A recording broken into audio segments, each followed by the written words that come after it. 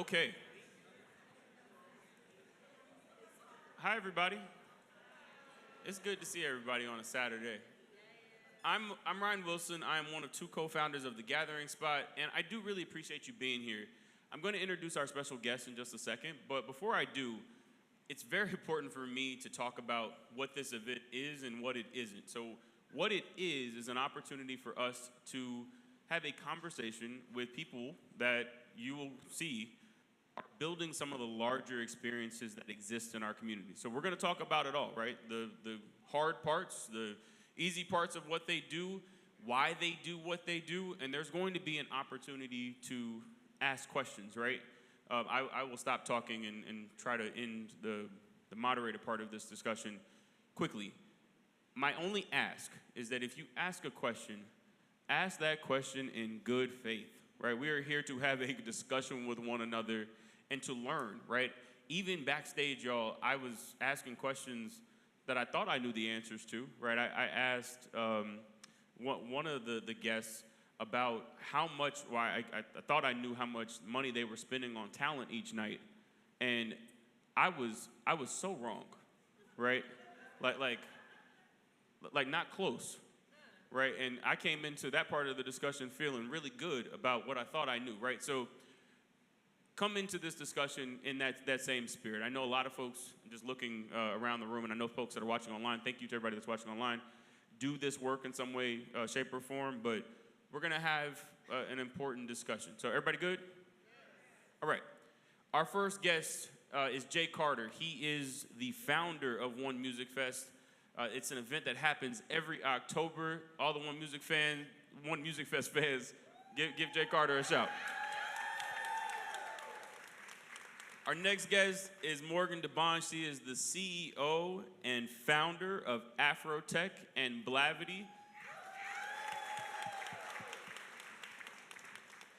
And then our last guest is Michael Barclay II. He is the Chief Events Officer at Sundial Media Group, otherwise known as the company that produces Essence. Okay, y'all ready for a good discussion? Microphone is should be to your left or right. All right, y'all. To start off, I want to start with just talking about the event itself, right? So Jay, I'm gonna start with you. What is One Music Fest? When does it happen? How many people are we talking about? How many years have you been doing this? What is it? What is it? All right. One Music Fest, we are in our 17th year. I appreciate it. I appreciate it. Much to people's, I guess a lot of people don't realize this. It is the largest outdoor independently black-owned multi-stage festival in the United States, right here in Atlanta. Our largest attendance to date was 100,000 people. That was at Piedmont Park. We're going back to Piedmont Park this year. Our economic impact for the city of Atlanta is over $55 million. We employ over 5,000 people every year. And we're looking to continue the legacy of black excellence in the city of Atlanta for hopefully 17 more years. Amazing. Tell us the dates for this year? The dates for this year? Oh, October 25th and 26th. We're releasing a lineup within a week and a half. I'm gonna let y'all know. Y'all getting it here first. And I'm gonna tell y'all right now, this, in my opinion, is our biggest lineup to date. I'll just say that. Morgan, welcome. Tell us about Afrotech and Blavity broadly. Yeah, so Afrotech is 9 years old. We'll be 10 years next year. And yes, thank you. That means I am quite old because I started this thing a long time ago. But Afrotech, of course, is a community as well as an event. We do events all over the country. We have meetups, happy hours, etc. And then we have our big convention that is in the fall, which is October 27th. So you can stay here and then fly out to Afrotech in Houston. And it's about 40,000 professionals. So it's the largest professional conference in the country. And is that all you wanted me to say for now? Whatever you want to tell us. We employ about the same, 5,000 people, 300 companies. Economic impact is around $45 to $50 million. And these come from tourism boards. So how we get these numbers is like an independent audit that comes in and does the numbers for you. And we start planning 2 to 3 years in advance. Michael, what is Essence Fest? Well, Essence Fest is, a lot of people don't know this, it is the largest festival by per day attendance in the country, period. First off. It takes place every July 4th weekend. We just had our 31st Essence Festival of Culture this past July 4th weekend. You talk about economic impact for the city of New Orleans. Last year, we haven't got our numbers for this year yet, but last year we contributed $340 million to the economy of New Orleans and the state of Louisiana for the weekend that we were there. We are credited every year. We're bringing nearly 500,000 people to the city during the 4th of July weekend. It is a conference. It is a small business marketplace, and it is also a live concert series that takes place in the Superdome every year. So, and that's just one of the 20 plus events that we do at Sundial Media Group every year, because Sundial Media Group also owns Afropunk. So we have Afropunk in Brooklyn, Afropunk Bahia in Brazil. We are looking at Afropunk in Europe. We have BeautyCon, which takes place in LA. We have Girls United, which we do an event here in Atlanta. So we do quite a few things, Black women in Hollywood, Black women in sports. We have tons of franchises within the Sundial company of businesses. So Essence Fest is, of course, our longest standing, but we do a lot in the community, in our varied communities with these experiences.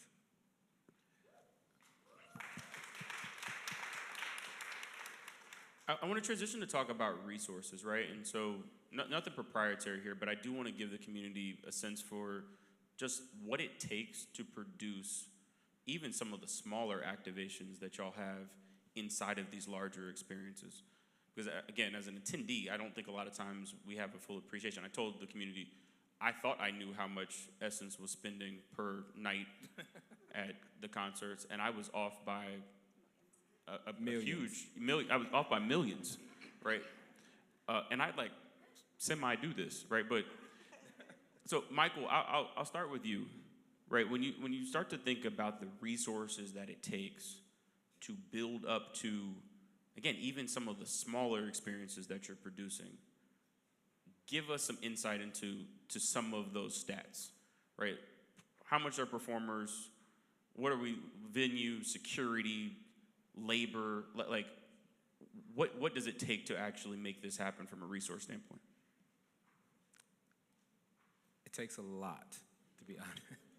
So to your point, we have talent, we have venue costs, we have security, we have insurance. People don't really think about how event insurance has gone up, especially post-pandemic, where all of the active shooters and all the things. Like anytime you have a large gathering, you have to protect, especially a large gathering of our demographic, right, in this climate. So we always have to make sure that our people are safe and healthy and happy. So we have all of those underlying things.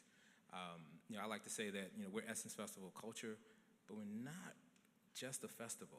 A lot of festivals are, on grass and they've got a stage, and we have venue fees, like huge venue fees. We have the entire convention center in New Orleans. It's 1 million square feet that we have to produce.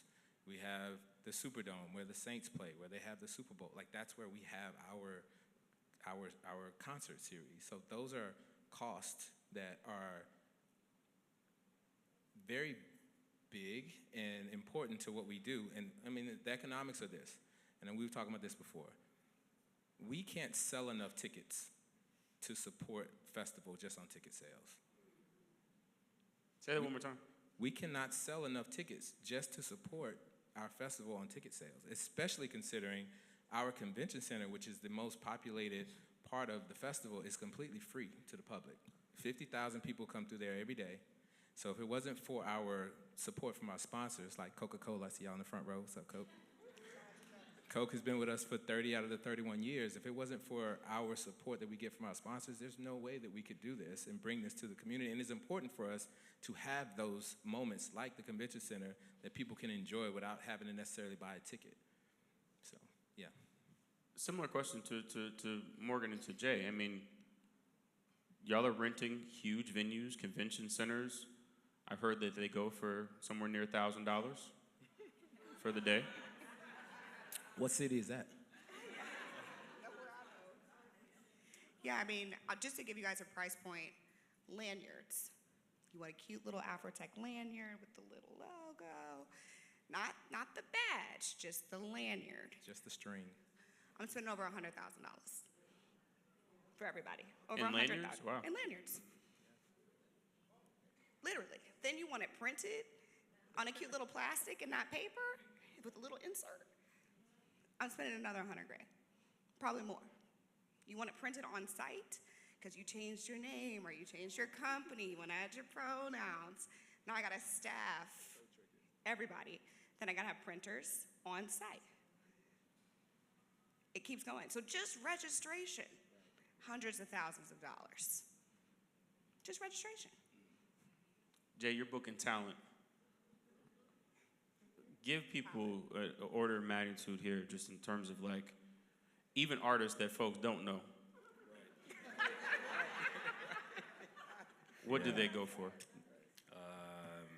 Yeah, I won't say specific names, but say it again. Highest to lowest? What's the most you've ever spent on talent? The most on one person? On one act. Yeah. $2 million. They said, who? So, But Beyonce. So when you ask people like, who do you want to see on the lineup? They say Beyonce, Rihanna, right? Beyonce is not picking up my calls. Jay. Right? Beyonce, yeah. So didn't she just do $55 million in 4 days? Jay. So she's on another. Hey, Jay, in another- 2023, people were saying they wanted Beyonce on our lineup, and I told my social media manager, I was like, ask them, do they got Beyonce money? Yeah. Because we ain't got. But you made a great point earlier, right? So when you take everything and bring it together, what you're paying for your artists, what you're paying for your venue, and it's different. Yeah, we're in a field with grass and open sky. You have to prepare for that. And I don't think people realize, even just laying down the flooring on grass is hundreds of thousands of dollars. Buying porta potties, hundreds of thousands of dollars. Fencing, hundreds of thousands of dollars. Security and police, hundreds of thousands of dollars. We ain't even book an act yet, right? And so, when you add the acts, when you add just the total infrastructure of trying to build something from a raw blank canvas from ground up, and as Michael stated, you want it safe as possible. Because I'll tell you straight up, one place we don't take shorts is security and police. We don't fuck around, right? So we want you to feel extra safe, right? Extra safe when you enter those gates. Like, oh, they got this thing locked up, right? So you're comfortable to celebrate your culture, celebrate your music, celebrate each other. Because these spaces aren't commonplace. And I think that's the other part that we're missing, right? You cannot find a whole lot of Afrotechs, One Music Fest, or Essence. These are institutions that do have to be protected and preserved, right? But it does take more than selling tickets, right? So at the end of the day, if it's costing me $16, $17 million to put on One Music Fest, your $146 ticket is not going to pay for that. So you do need the Coca-Colas. You do need the Procter & Gambles. You do need the Toyotas.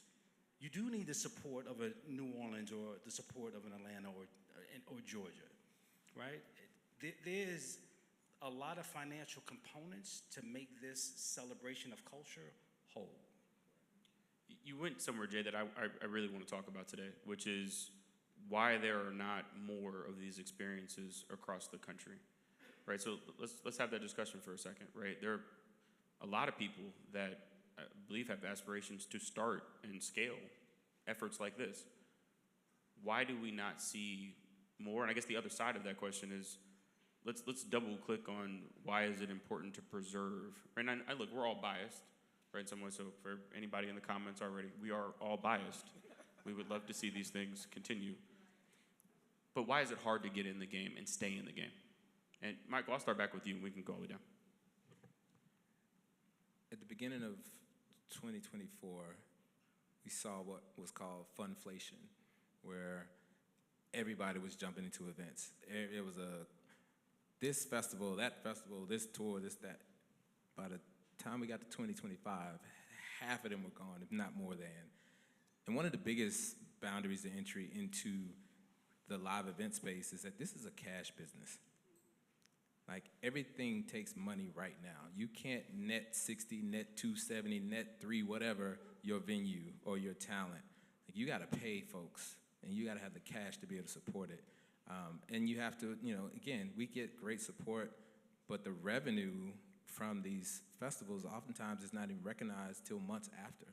So to be able to even just do something like this, you gotta have the cash flow, the revenue to be able to get started, and then you gotta be able to sustain.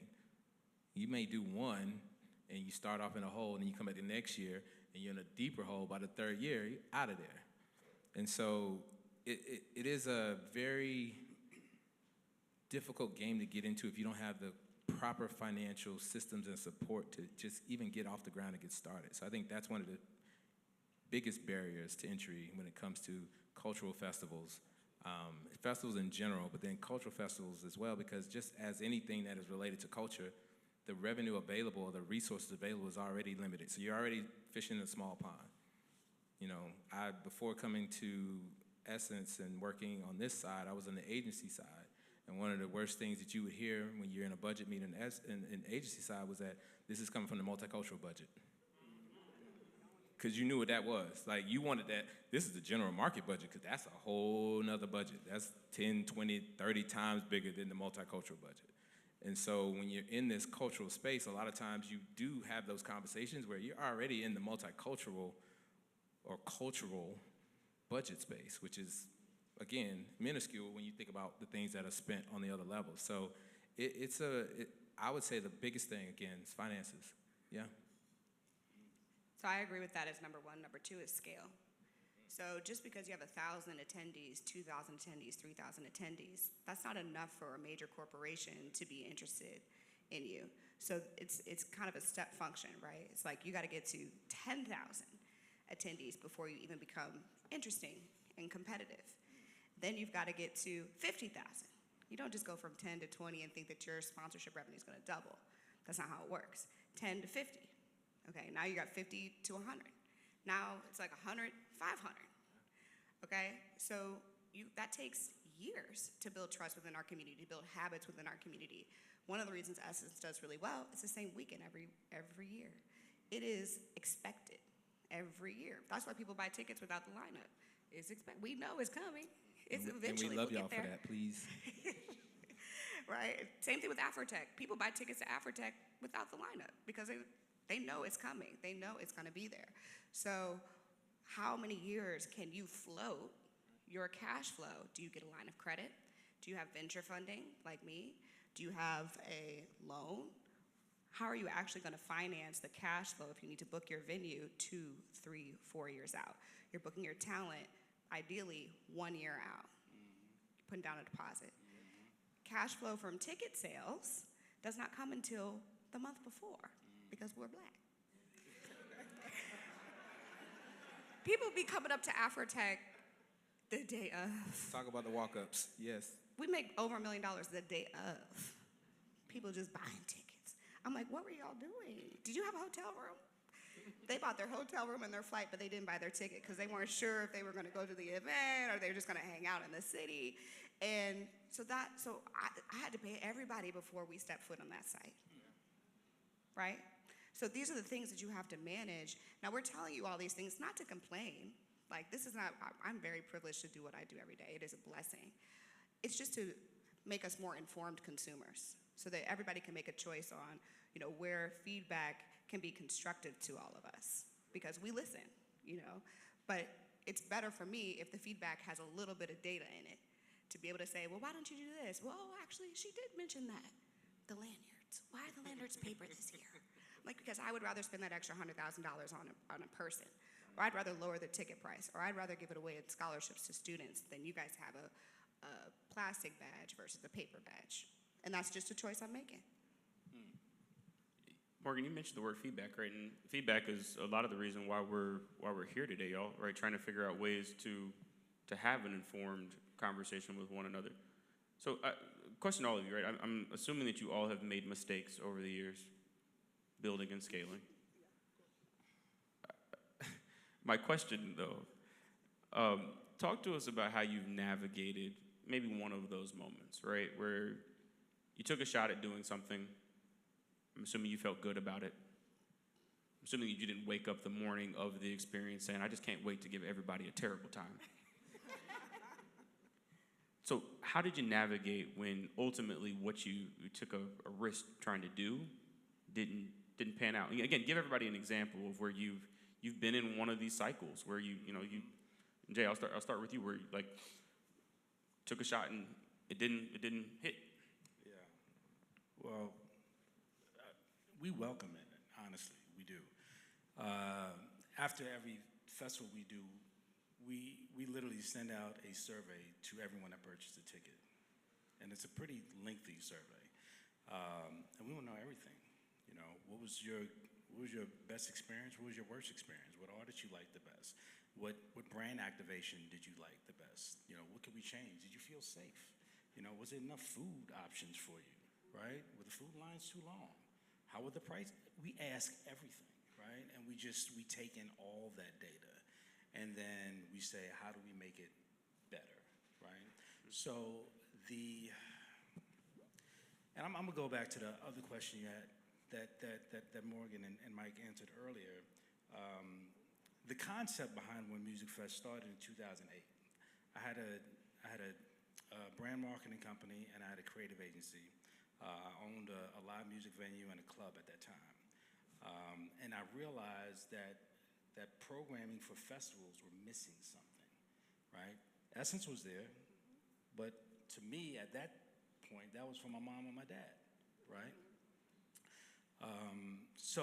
But I went to Bonnaroo, Lollapalooza. I was like, yo, it's like mad, they're having the time of their lives out here. And there was a lot of R&B and hip hop on stage, and you know, and I was like, this does not exist for black folks.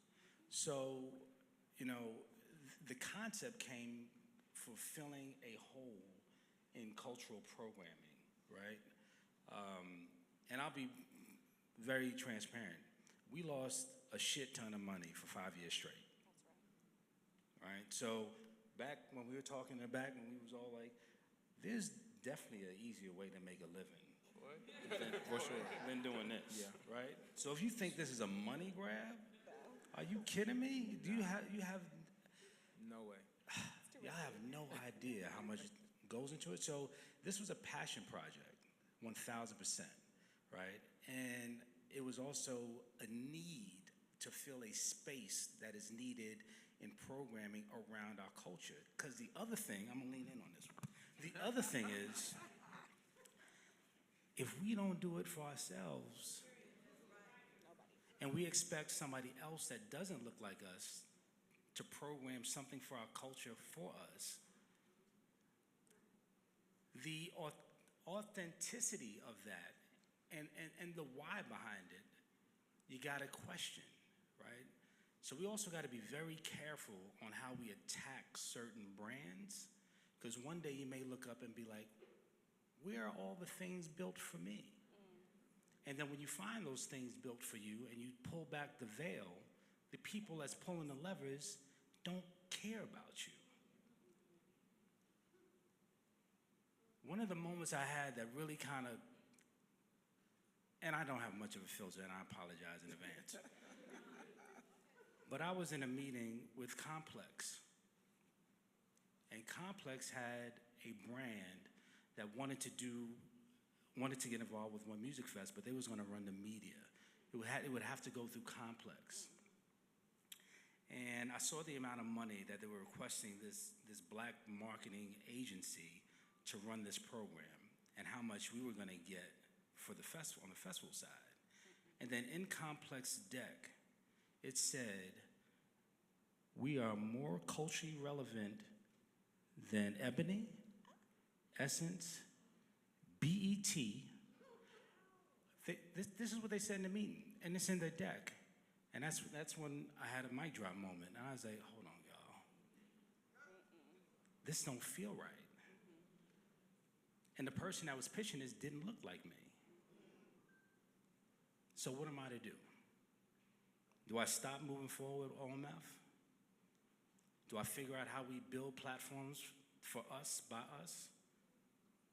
We have to figure that stuff out, right? And I know it's so easy to just grab stuff and negativity and run with it just for impressions and likes and conversations and followers, but slow down sometimes.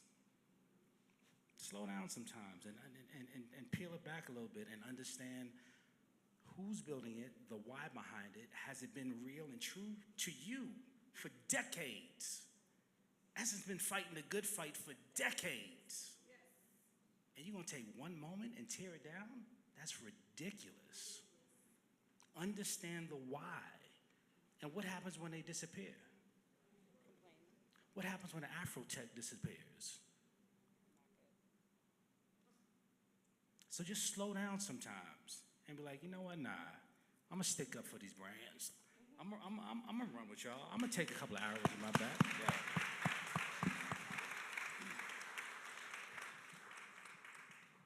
Morgan and Michael, I heard that black-owned businesses or these efforts, like we don't care about feedback or data. I'm happy to share a mistake we've made thinking we were adjusting. So Afrotech has different tiers of tickets.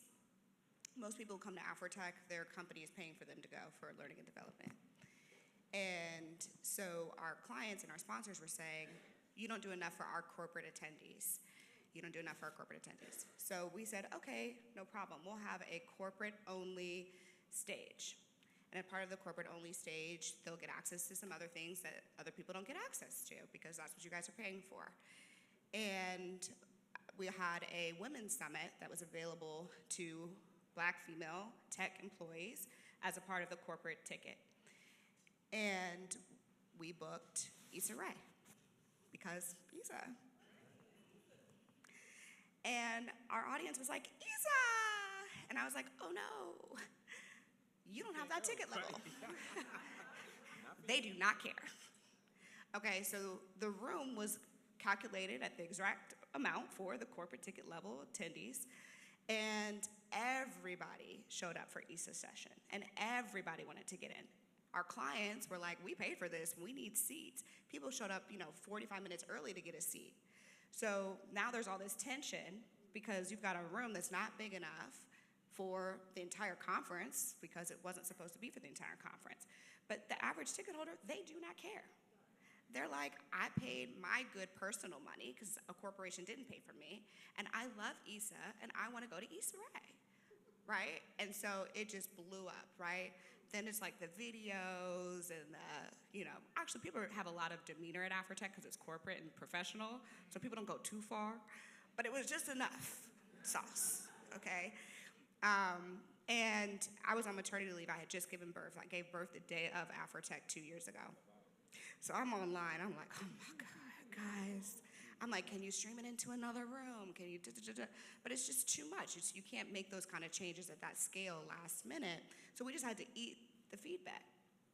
And I understood where everybody was coming from, but this was also a reaction to other feedback. So sometimes there's competing audiences that we're trying to solve for. This year, I said no corporate ticket at all.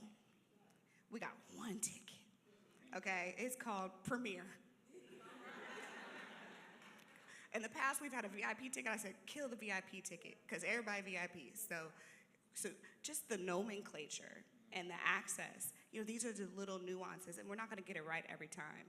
But those are the things where you can take away something and say, okay, I can't gatekeep people who are our heroes. It has to be available to everybody. And that caused causes some issues with scheduling and access and these different things, but that was a new principle that we as an operating team said, we will never do that again. We'll just never do it again.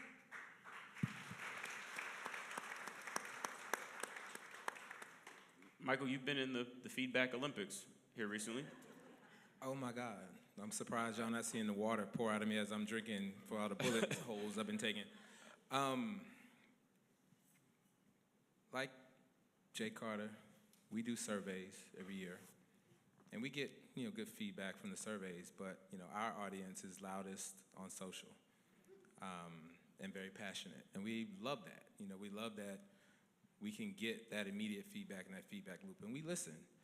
And we try to deliver because, again, you talk about culture building experiences. Our experiences is built by culture. So it's not just a one way, like we go back and forth. And one of the things that, was very beloved at Essence Fest for years, and I didn't even know what the hell it was when I first came to Essence because I kept hearing about super lounges, the super lounges, the super lounges, the super lounges. Who said that? Get her.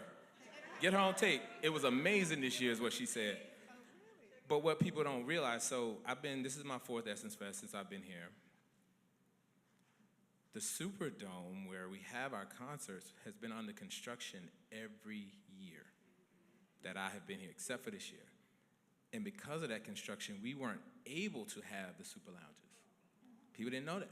So for 2022, 23, 24, we didn't have the space within the Superdome to be able to even have the super lounges. So we're getting all the chatter. Where's the super lounges? Where's the super lounges? Where's the super lounges? We come in this year, we're starting to plan. The stadium is finished because the construction was being done for the Super Bowl. So they had to get everything done before the Super Bowl. So we were done this year. We find out relatively late in the planning process that we will have the space to do 1 super lounge this year. We used to do 4. So we figured out late in the process that we could do 1. And of course, we're excited because, again, we do listen. We want to deliver the festival that the community wants. And so we scramble to bring this together, and we have this great idea of where, to your point, Morgan, we're going to make it this VIP, VVIP experience. We had a food and beverage curation, all these things. And again, because of the timing of it all, and we put it out there, and we started to market it relatively late. We own that. But we were proud of what we were able to bring back and the talent that we had. Like that young lady in the audience was like, it was great. Like Stephanie Mills, Ari Lennox, Leon Thomas, like we tried to do, as the young folks say, our big one for y'all. But, we got destroyed because of some of the timing and things like that, but we owned it. We put out a post like, hey, we might not have got Super Lounge right this year. However, we brought it back. Hope you enjoyed it. The footage is going to be on YouTube. It's open. Y'all come and enjoy. So, but we learn. Like, we're already planning what it's going to be next year. Like, we already know what we're going to do differently. We hear you. Like, again, I love the passion. I would rather have a passionate audience, community, than somebody that doesn't care about what we're doing at all. Now, can some of the comments be a little more constructive and based in fact? I think when it gets to be complete false and, incorrect information, and to Morgan's point, like, you need to do a little bit of research to see if, what you're saying is real. But we definitely listen, and we take the feedback. And the thing I will say also about our community that I love is that they also respond in kind when they see the changes. So I'll give another one. I know I'm running over and rambling, but I got one more example from last year. So last year was our 30th birthday celebration. And again, want to do our big one with this talent, and my head of talent and community is in the audience, so shout out to Barku because y'all did your big one. But we kept getting killed in social media. Where's the lineup? Where's the lineup? Where's the lineup? Like, we couldn't post, like, our whole social media strategy had to change because no matter what we posted, where's the lineup? Where's the lineup? Where's the lineup? We posted scholarships. We giving money away to high schools in New Orleans. They was like, that is beautiful. Where's the lineup? My poor community managers was like hurt up, because that was just the public comments. The DMs were all the way crazy. And so. But Michael, where was the lineup? So we have a saying that that our chairman has imparted on us is like stay in the pocket, run the play. We had a strategy for our lineup. We had a strategy for the rollout. And we had a big one that we had in our back pocket that we wanted to drop, but we wanted to drop it at a certain point. So again, you're getting the where's the lineup. We stopped posting anything because everything was getting destroyed. We finally dropped Usher, the lineup, because again, we had posted everything else, but they still wanted to know who.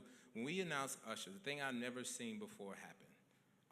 Some of the internet trolls who were lighting us up actually came back and said, you know what, Usher? You know what, Essence? You good. I just went and bought my ticket. I'm like, what? I had never seen that before. People like trolls literally turned around and said, you know what, Essence, y'all, I'm sorry. Like people were apologizing to us in the comments. I'm going to buy my ticket right now. Y'all did it. Because we dropped Usher at 7 o'clock on the dot, which was also strategic. And when it dropped, we got so many apologies in the comments, and it ended up being the highest selling night in the history of Essence Festival culture. So, Nice. I'm almost hesitant to ask you one more question about the lineup, but in all seriousness, right? Take us behind the curtain, though. For folks that haven't built an experience like this before, what is the team talking about, thinking through? I'm imagining that you don't just have the full lineup ready to go and are just sitting on it for the sake of sitting on it. So like, and this is really, y'all all release talent lineups. What is going on behind the scenes, and what do we not see before the lineup is posted? What's taking y'all so long? Where's the lineup? Where's the lineup? So let's think about it. So Essence probably has about 40 different acts. We probably have a little over 50 acts that we book. These are 50 personalities, 50 entourages, 50 managers, 50 agents, 50 people with their own agendas, right, and goals, right? So that may or may not care about One Music Fest, Essence, or anything in between, right? Because I got touring, how much money is it gonna be? I don't feel like it. I'm going on vacation with my family. That's around my birthday. Like, we hear all types of stuff from artists. And it's difficult to deliver a lineup if you trickle out, right? So if I have 50% of our lineup done, right, and it's June, and we're still working on the remaining 50, do you go forward with just that half of your lineup and then drop the other half later? Or is it more impactful when you drop it all together?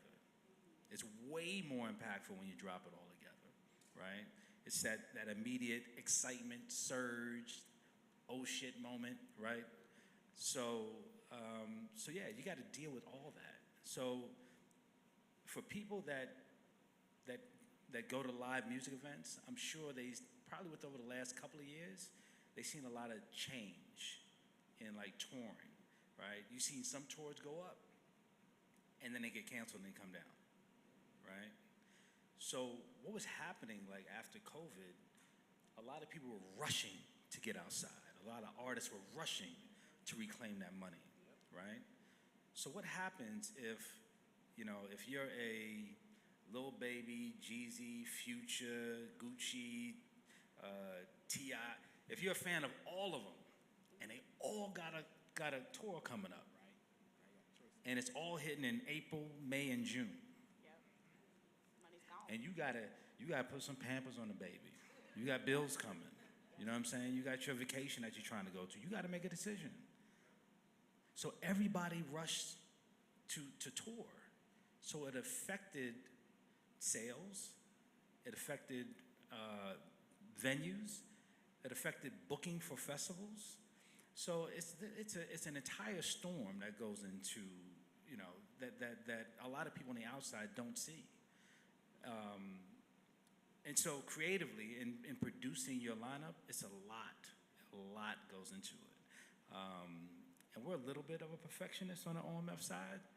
So even when it's done, we'll stand back and look at it for about a week and be like, it's ready. Let's go. Right? So we just put our finger in the pot. So we almost ready. It's coming.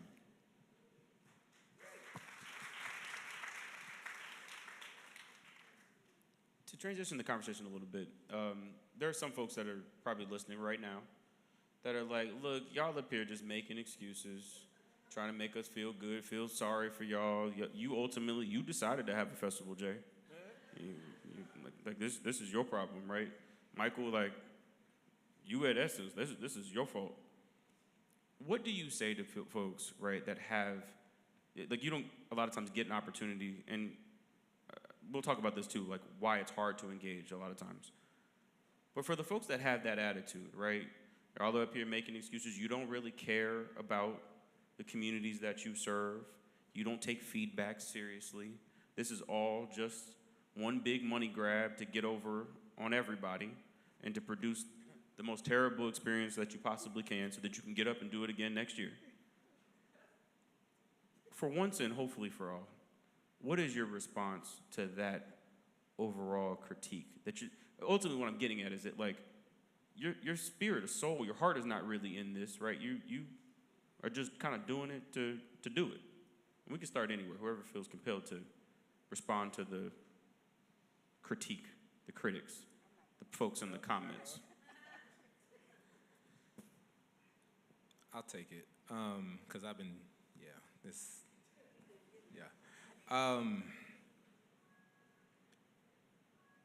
creating an experience like Essence Fest takes a lot out of us who do it. And one of the things that I tell my team, because by the time you get to Sunday, like people come to party, they're there Friday, Saturday, Sunday. We're in the market the Saturday before. We're there for a week before people even show up.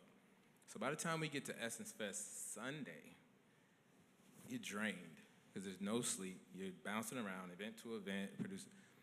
And when you get to that point, I tell my team, when they get to the point where they don't feel like getting up to come to work, I tell them, take 30 minutes, don't work, go talk to the people that are here, and I guarantee you'll be recharged. Because we build Essence Festival of Culture for our people. For people to come to New Orleans to just be. You ain't gotta be black. You're black, but you don't have to be black and on guard and minority. And like, you're amongst your people, you're safe. There's so many people that's gonna compliment your outfit, your hair. Like, it's love, it's a love fest. And when you talk to the people that are there to enjoy, then you start to realize what it is that we're doing here.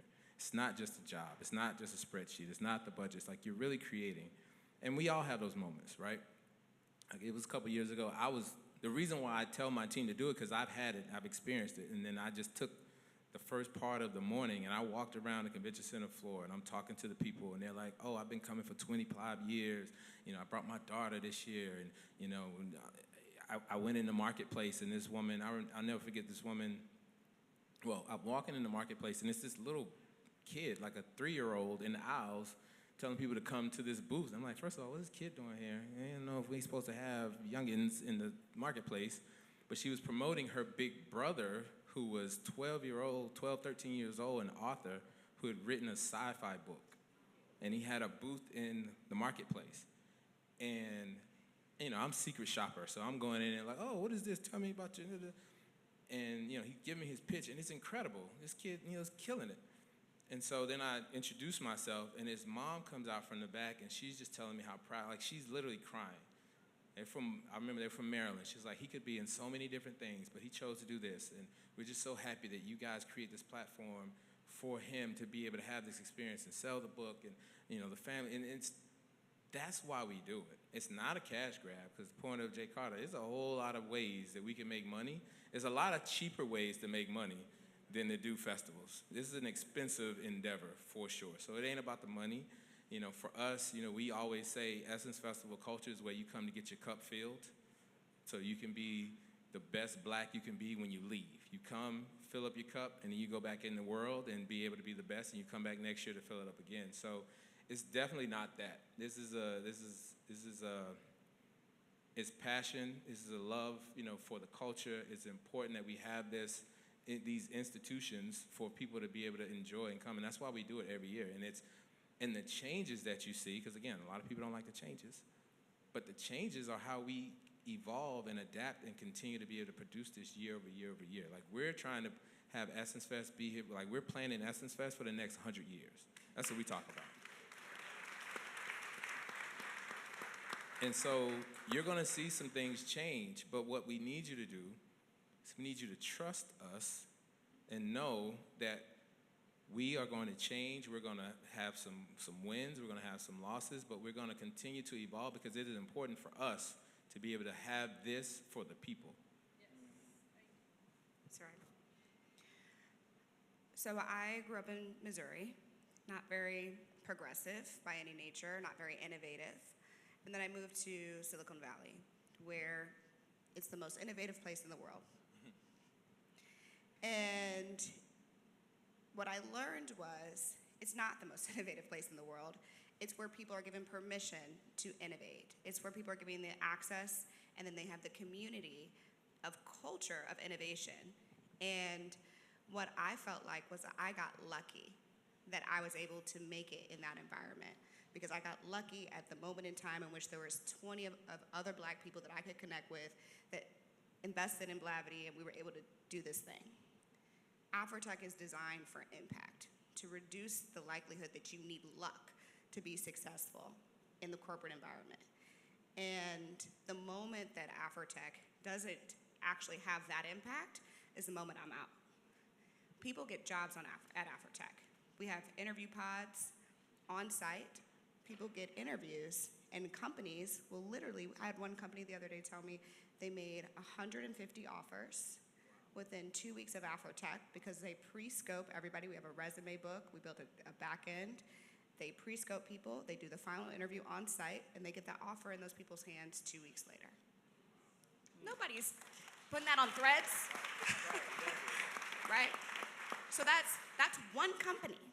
There's 300. So I know, because they'll come up to me and they say, Morgan, I got this job at Afrotech. Oh, Morgan, my little brother got a job at Afrotech. Morgan, I got my co-founder at Afrotech. I got my first check at Afrotech. So the moment people stop telling me that is the moment I'm out. And the same thing for my team. It is so painful. My team gets sick, physically sick, panic attacks from the anxiety and the pressure intrinsically from wanting to perform for us, for the company, but also for every single person in that audience. You don't want to do that. Like, you don't want to go to work and feel like you have to have a panic attack because it's so much pressure. It would be so much easier to go to work at a job you don't care about. Right. Trust me. We like to complain about those jobs, but there's something peaceful about being able to say, and I'm out, and I don't care. You can't say you're out when it's Afrotech. You can't. So that is something that I don't take for granted when it comes to why do we do what we do. It has to have a really high impact in order for it to justify the amount of turmoil that each individual takes at my company working to create this experience. Jay, I have the same question. I mean, we up here crying, making excuses. I mean, they said that team members are stressed. Get some more team members, right? When you hear that, right, just as a founder, as a person that has built something that has sustained it, like, how do you actually feel about? Because y'all, what I'm getting at here is that it actually doesn't matter as a founder what you say. I'm sure that y'all see this. You could give the best explanation ever, and folks will respond like I just did, right? They just gave us a very human moment, and our teams deeply care about these experiences. And I guarantee you, there's someone online watching saying, just have a bigger team. Like. If the team's stressed, then, get some more people. Same question though, but like how do you deal with as a human, right? Yes, as a founder, but as a human, that constant critique and analysis. when it sounds like you're trying to do your best? That's a great question. I got to take it back to what I said earlier. When I had the concept of creating the festival in 2008, I am a believer in mentorship.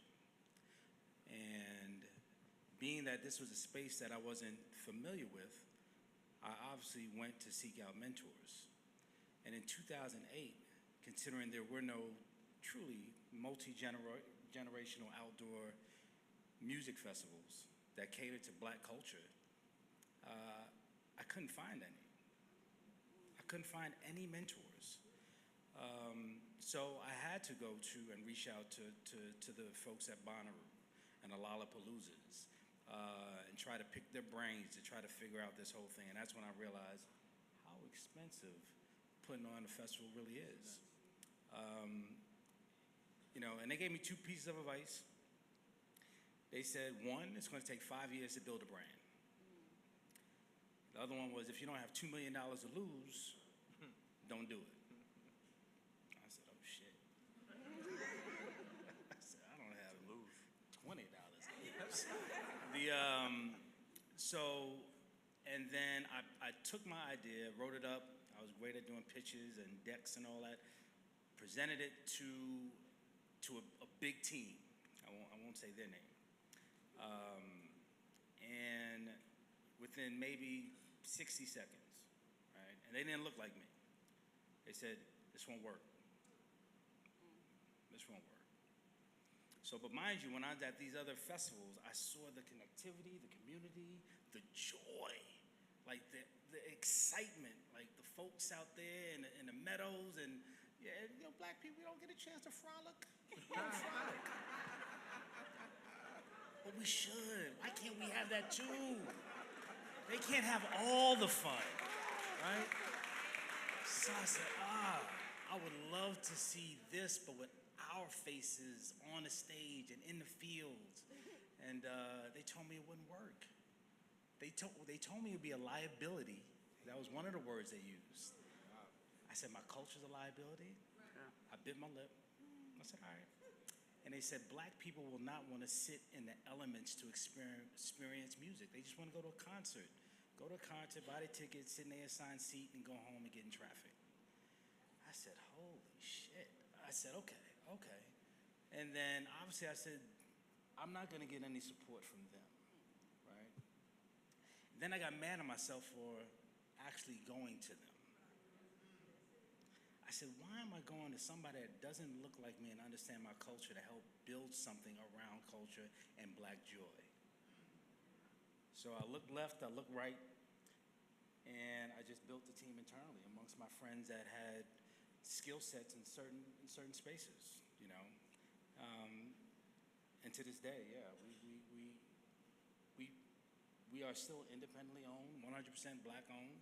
We do partner. We have an incredible partnership with Live Nation Urban, which is a black-owned company that partnered with Live Nation. So we have a co-pro agreement with them.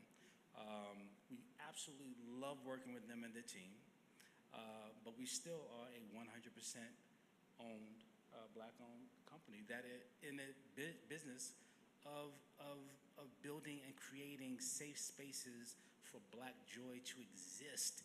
And you cannot expect someone to build that space for you that does not look like you nor understand your culture.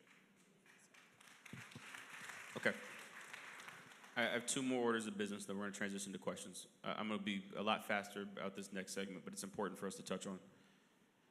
All of you work with some of the largest companies in the world, right? You're partnered with massive organizations that are having to make, given the length of time that you've been in business, a decision to continue to keep being in business with you.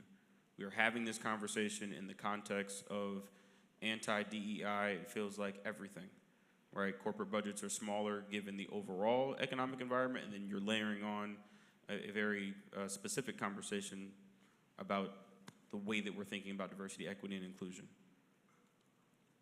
Michael said it earlier, right? But a lot of companies for better or worse, and I'm going to try not to get on a soapbox about this, but it's ridiculous to me that the largest and most consumed form of culture is our culture, yet we get the multicultural budget, which is the smaller budget, even though we're accessing the largest kind of footprint of it out there, but whatever.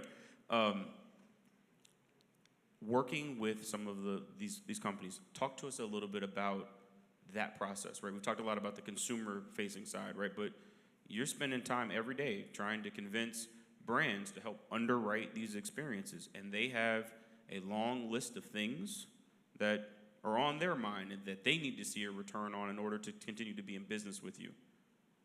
Walk us through, again, take us behind the curtain, behind those conversations, what's maybe been talked about over the last 6 months to a year, and ultimately, like, where are we going, right, in terms of what trends are starting to emerge and the way that these companies are or are not going to show up at these very important experiences that we have. I know there's a lot in there, but like, what's going on with the companies that you work with?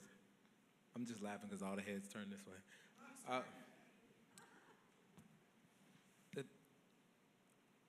We look at our partners as partners. We don't call them sponsors. They're our partners.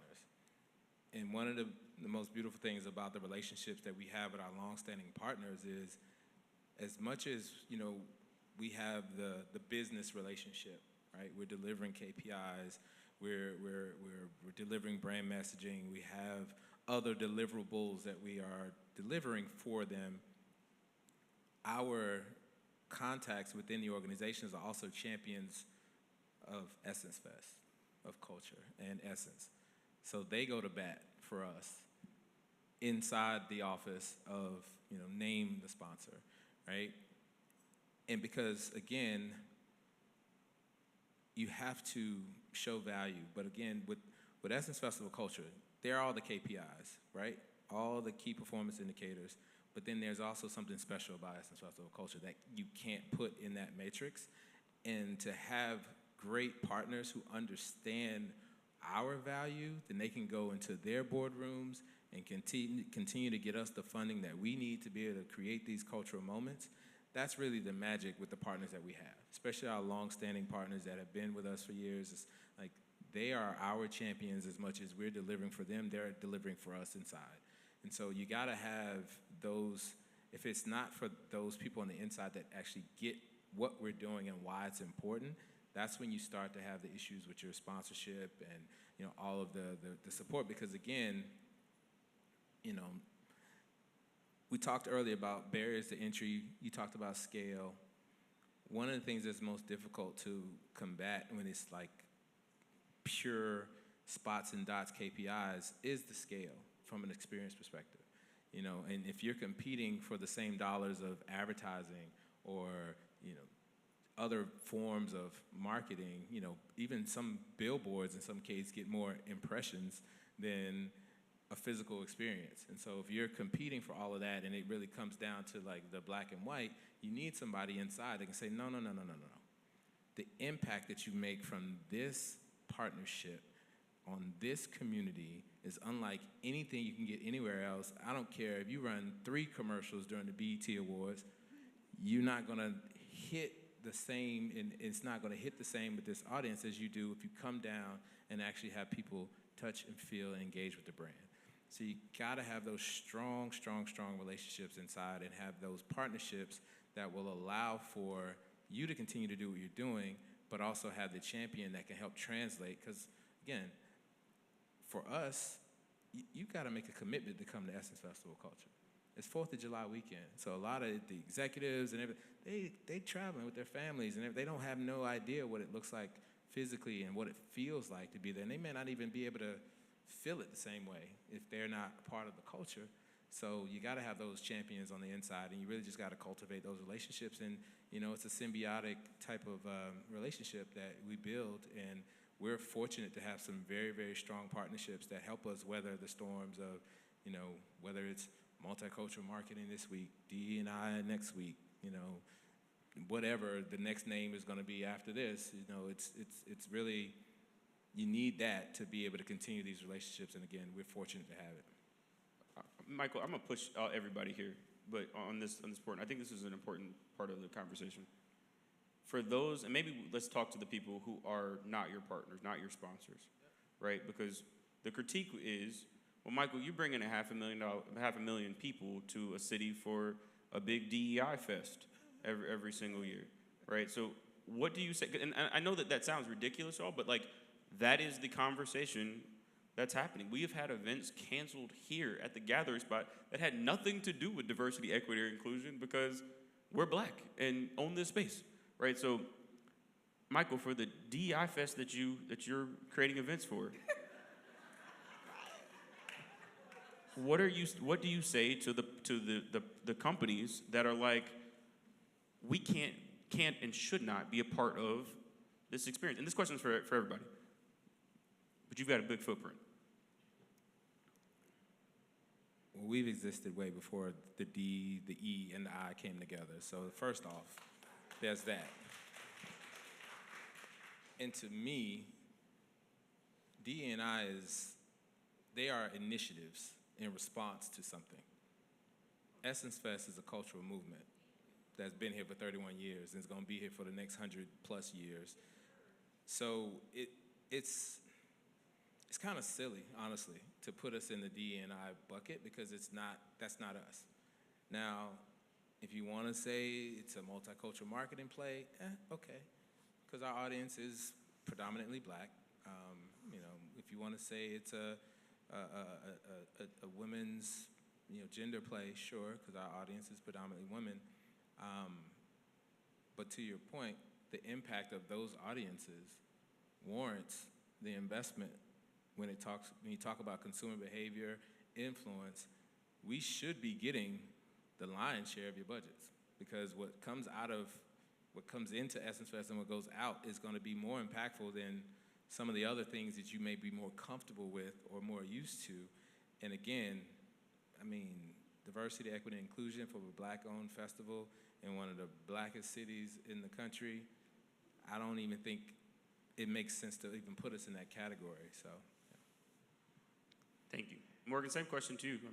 Afro Tech, you definitely got a... It's in the name. No way around that one. Someone's like, you need to change your name? I was like, you're kidding, right? Absolutely not.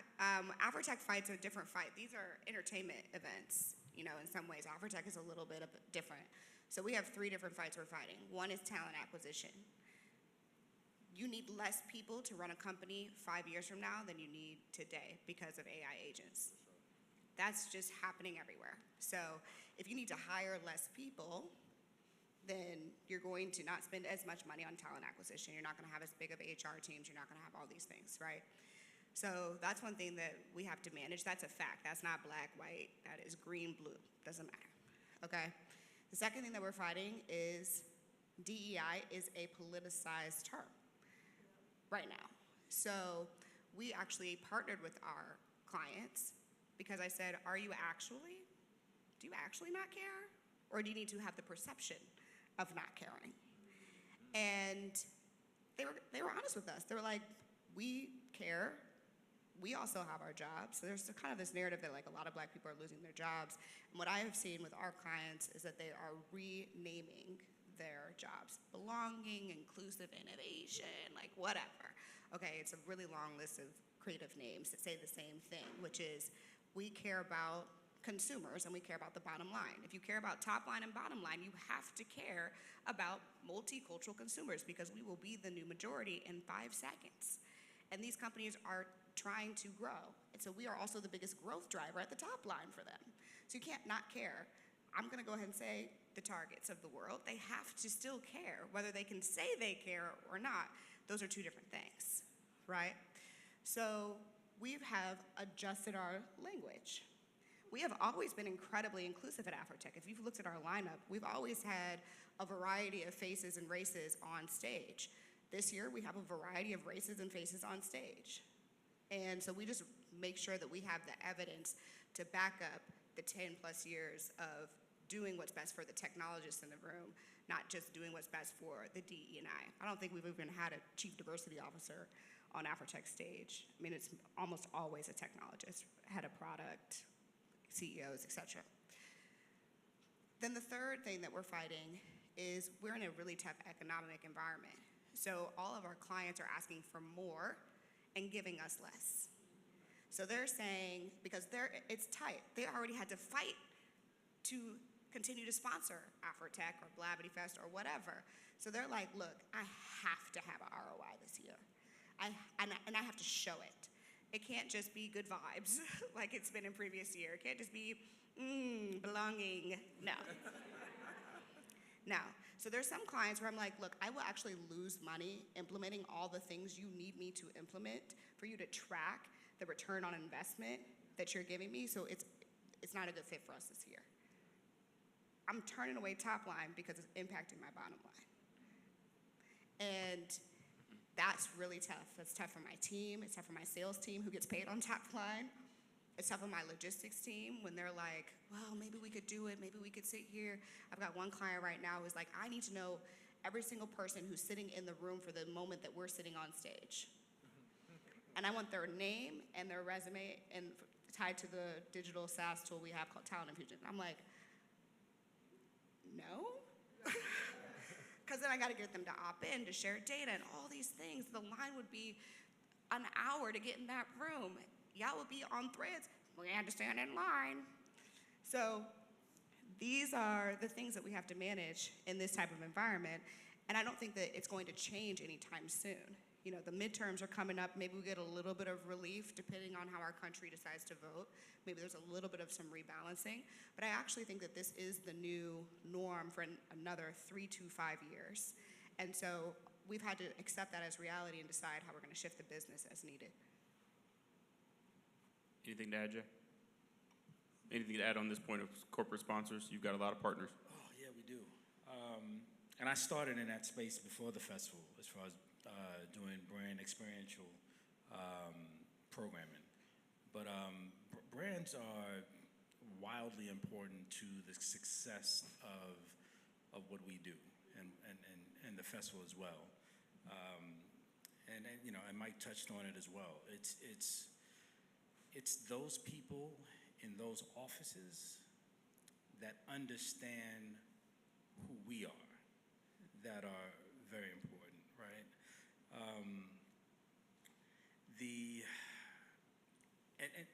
And while we also try to over-deliver to our consumers, we always try to over-deliver to our sponsors, our partners.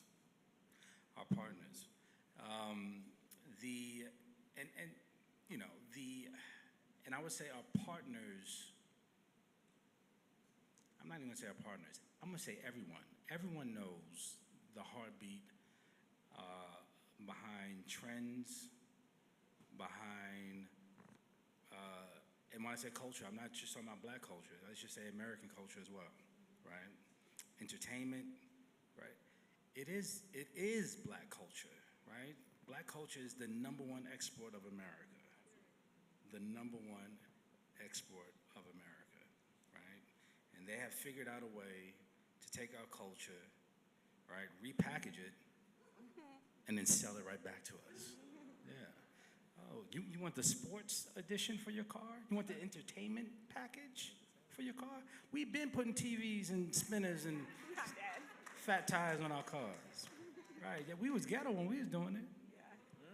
But now that's an upgrade, right?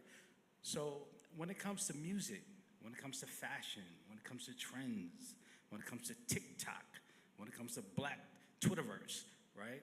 That is a thing, and brands understand that. They get it, right? If they need something to go, oh, we can push the button and let it go, right?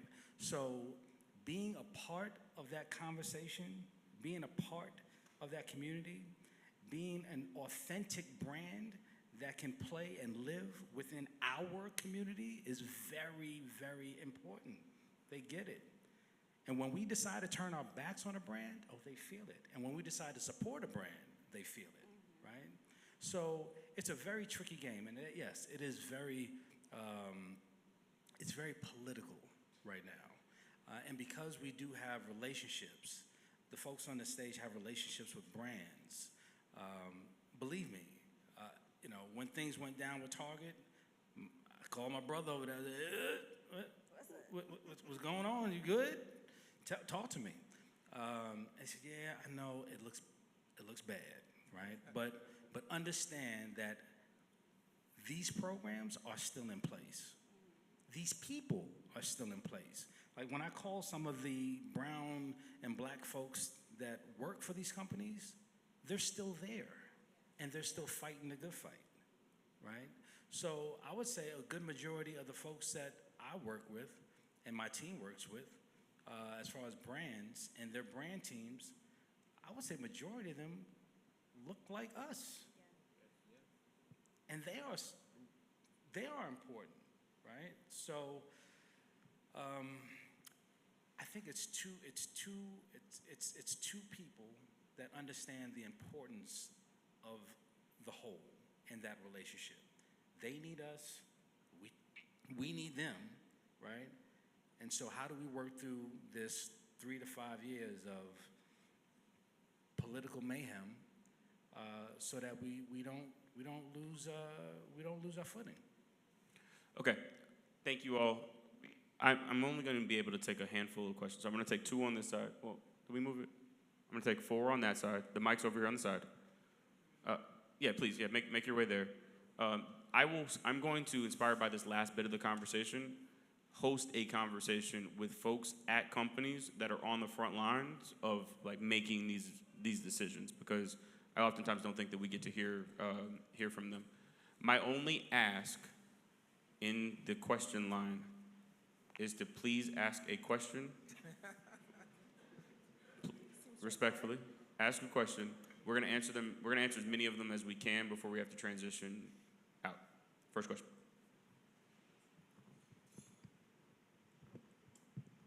Okay, hello, my name is Kiera. Thank you all for your value, your expertise today is much appreciated. I heard some consistent themes throughout the conversation this morning. In particular, for me, something that's resonated was 5 years to even build the brand, at least 10,000 people at your events consistently before you can even consider partnerships, sponsorships. And so my question would be, what does somebody starting from the ground up, what would year 1 look like in a practical sense? Start small. I would say do it as minuscule, small. As Jay said it earlier, you want to over-deliver. So you want to create something that you can actually feel comfortable building, that you can over-deliver for your community that you're serving. If you have any partners or sponsors, which if you can get them in year 1, God bless you, because that's very difficult to do. But you got to start with something that you can do well. So do it in a bite-sized way and then grow. Like, don't try to come out like all the amazing ideas that you have. Pick 1, pick 2. Don't do all 20 in your year 1. That would be my advice. Yeah, I would say make sure you have community. Like, you can have an event but no community, you're not gonna be successful. If you have community and then you do an event, you might make it. So make sure your community, which is much cheaper to build because you can do it online, is big, and they're obsessed, and they're like, those are your people, And so if you say move, they will move. That's number 1. And number 2 is make sure that your ticket sales in the beginning can cover the cost of your event. So if your ticket sales cover the cost of your event, you get a sponsor, profitable. If your ticket sales cover the cost of the event, break even. We'll take it. Yep, ditto on all that. But yeah, start small. Understand your community. Understand your audience. Like, who are you speaking with, right? And so for that first event, empower them. Like, that is your army now, right? Do right by them. Take care of them. I don't care if 20 people show up. Still do a survey, right? Make sure that they bring 2 people next time, and so forth and so on. But again, understand your audience, who you're speaking with, and for those early adopters, they are your family. That is your real, true life core focus group, right? And if they had a great time, again, have them bring 2 people with them next time and build from there. Thank you. All right, thank you guys again for coming out, sharing some great information. Got my notes app full. My name is James, and my question is around, it's kind of a 2-parter. So firstly, where do you believe the line is of cultural responsibility of the events you produce compared to the event's core purpose? For example, a music festival compared to the cultural impact and responsibility that you guys have? And when there is misalignment, is there a system, framework, or counsel you use to process that and come to a solution? That's a great question. So yes, right? So I believe in, if you have a voice and you have a platform, you almost have an obligation to use it for greater good. So we donate hundreds of thousands of dollars to HBCUs, right? We do give back. I went to FAMU, right? And so I believe in giving back, regardless of how messed up the registrar office and financial aid was for me, right? I know their purpose, and I know the reason for their being, right? So we used our stage for Michelle Obama.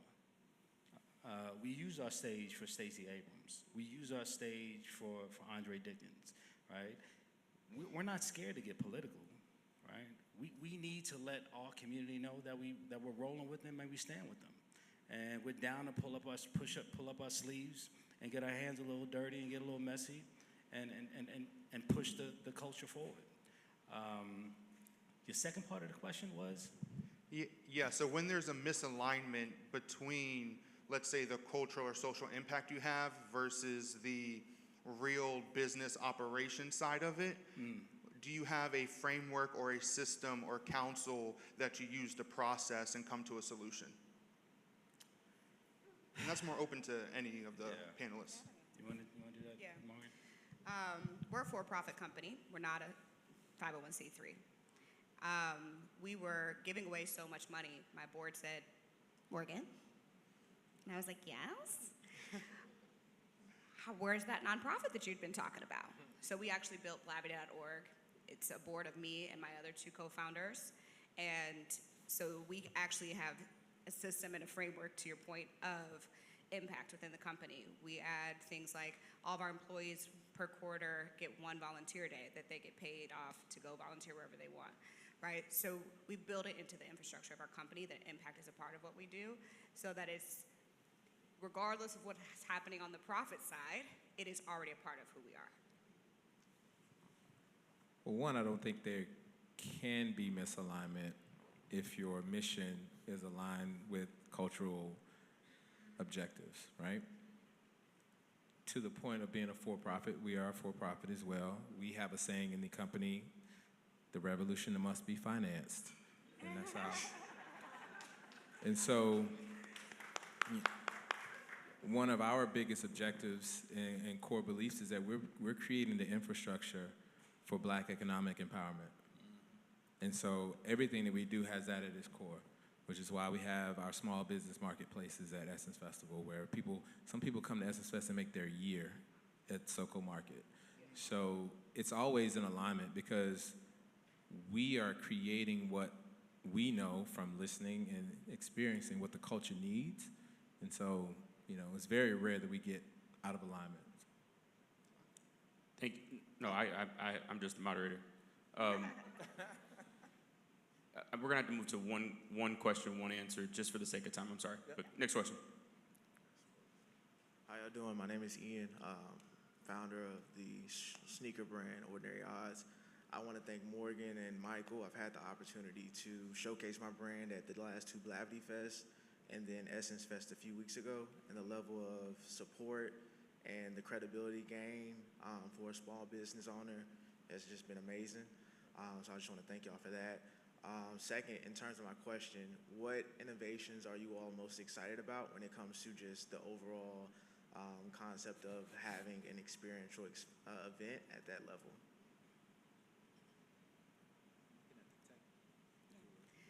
We just built Afrotech Connect, which is an app, because most of our audience they're going to Afrotech, of course, for the speakers, but they're also going to meet each other. So we're just making that easier. It should come out next month. Our app has always been shit. That's one of the feedback we get every year for a tech conference. It's really bad. I love my team so much. I love you guys. Because it's hard to build at scale. They crash, all types of stuff. But this year, we spent hundreds of thousands of dollars getting it right. And so I really look forward to Afrotech community being more center as opposed to it being a kind of tops down, people, speakers up here and you all down here kind of relationship. Thank you. Angela. Hi. How you doing? I'm Angela Watts. I'm the founder of Atlanta Fashion Week. And so I specifically want to speak to Jay. He's a good friend of mine. But I want to know, at what turning point, financially and mentally, did you decide or have the confidence to leave your full-time work to focus mainly on the event for One Music Fest? Because I'm at that point.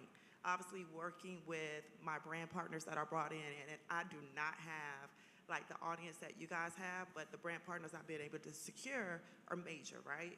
But when one of my brand partners told me how much money we made them last year, I was like, okay, it's time to like make that switch. So I just want to know from you, what made you say, okay, I'm going to focus on One Music Fest only and get out of the work of just full time? Hello, Angela. Hi, Great Jay. question. Well, beknownst to a lot of folks, we program dozens of events all year round. One Music Fest is just the biggest. So although it does take a lot of my time, it's not all of my time. But I think the turning point was, I would say back in, I'm taking y'all down the road a little bit. But one of the events that I was throwing, right?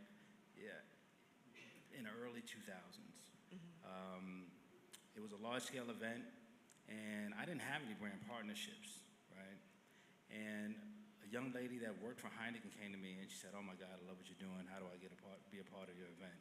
I had no idea what she was talking about. And then I said, the simple question I said was, well, what would make for a great partnership between me and you? And I just shut up and I let her talk. And that's when I realized, we're the gateway. You need us, right? So it's also, so at that time I understood the value in what I was creating and what corporations and how they looked at it as well, right? So you almost got to sit back and look at the value of what you have, right? Because, I remember 10 years ago we're sitting in an office having conversations about this, but understand what you're creating and the scalability of what you're creating as well, and the value that you offer fashion brands, right? You said the amount of money that you made for the one brand that was involved with your event last year. That's an instant case study. Yeah. Right? So in our business, just as much as we are creatives, we are salespeople. Yeah. And so you also got to learn how to turn the hat around and say, all right, now I'm a creative, now I'm a salesperson, and let me go and kick in these doors, right? But because you scored such a high score for this one brand, right, that's your battle cry. Oh, I've been using it. Huh? I said I've definitely been using it. When I'm selling to other additional brands, like, oh, we did this, and they're like, Absolutely. oh, really? And I'm like, yeah, because Right. the purchase is high. It's not like, it's BMW. So the amount of cars that we sold in 1 year, not even a year yet, is astronomical to me. And I would Thank also you. say partnerships as well. Yeah. Sometimes you got to get out of your way and bring people around you who do things better than you, Yeah. right? And let them go. Okay. Thank you. Okay, I can take these last two. I'm sorry. All right. Thank you, Ryan. Thank you for creating the gathering spot. I remember being a single mom and couldn't join because I was raising my kids, but God said, hey, the time has been redeemed. Thank you all for being here. I've met you all personally, you online. Michael, Essence was phenomenal. I've got 2 videos out on YouTube telling how phenomenal it was because I was upset that they were doing that. We don't do that to each other. We talk in-house. But anyways, I have a great solution for Essence next year that would bring people from 100 to 5, because they all know the song, Before I Let Go. So I'd love to speak with you about that, creating an opportunity. How can I create value for you, which I just learned from Jay, and in that partnership. And I have Make Your Dreams Come True is my brand, and my goal is to help our people and all people, because I'm diverse and inclusive, that you can make your dreams come true no matter what, and that you can drive. If you're LeBron, 14, living in a hotel with a mom on crack, you can be a billionaire. So connect with me, and I'll connect with you, and I love being a member of Gathering Spot. Thank We you. appreciate you. Thank you. Thank you. Hello, I have really enjoyed this, so thank you all for hosting. My name is Brittany Morton, and I am the founder of Saved in the City. We are a faith-based lifestyle brand for women. We create experiences and resources to help them grow in their faith. I started this community 14 years ago, just upstairs at my HBCU. I realized that there was a gap between cultural relevance for the Black traditional faith experience. So for the last 10 plus years, we were hosting like a women's conference. But when the pandemic hit and I moved to Atlanta from Alabama, I recognized that we needed to pivot what we were doing to be more relevant. And so we've evolved what we're doing now to something called CityCon. And this is our second year hosting it in Atlanta. We're hosting it at Gas South. My question is, we have a very unique opportunity because it's faith-based, and it is, we're pivoting from something we've been doing for over a decade. And so we have a strong base, but we're looking to kind of redefine what we've been doing with the new audience in Atlanta, but bring in the ladies that have been a part of our community. So I've gotten a lot of insight, but just wanted to know if there's anything that I can help prioritize that you all would suggest with the unique opportunity that we currently have to grow and scale the vision. I was about to say, are we trying to make money, to get bigger? What's your KPI? So I realized today I've been just doing because I feel it and it's great and I love impacting people. But now that listening to you all, I'm like, oh my gosh, I need to know all the numbers. I need to know statistics like what the brother just shared with like our KPIs and all of that. So I recognize that's something that I definitely need to be more intentional about. So I guess that answered my question. I think you already know what you need to do, right? I mean, a lot of us have passion projects and hobbies, but you're trying to turn your hobby and your passion into a business. Yeah. You know, so you have to treat it like one. And if you were the CEO of a business, what would you expect to do? What would you expect from the person who is bringing you this idea? You have to just go back and dialogue. Luckily, ChatGPT can be the person you go in dialogue with these days. But you already know. Got it. You know what you need to do to take it seriously if you want to convert this community that you've built and this impact that you have into something that is sustainable. Got it. I'll work on it. Thank you. All right, to our panelists, thank you so much. We appreciate y'all. Thank you for the work that you do, the heart that you put into it. Everybody, go to this stuff, protect this stuff. We have to buy these tickets right now, early. I know the lineup is not out yet, but it's coming. It's gonna be good. Please, and these are not all of the experiences that exist in our community. I know that we know that, right? We have many friends that are part of this ecosystem. Culture Con is a part of this network. Please support Amani. Render's a part of this network. Go support them. Like Broccoli, right? There's a bunch of stuff. Go do it. My last thank you is to y'all, both in person and online. Meet somebody that you don't know. I apologize. My team is about to get very mad at me because we squeezed this in because we needed to have this conversation in real time. But there is something in this room later, and they're going to hurt me if we do not reset this room. You are welcome to go to the other side, meet someone that you don't know. It's set up for us to be able to meet and to gather. Thank you, though, sincerely for being here. We'll continue these conversations. See you soon. Thank you, Ryan. Bye.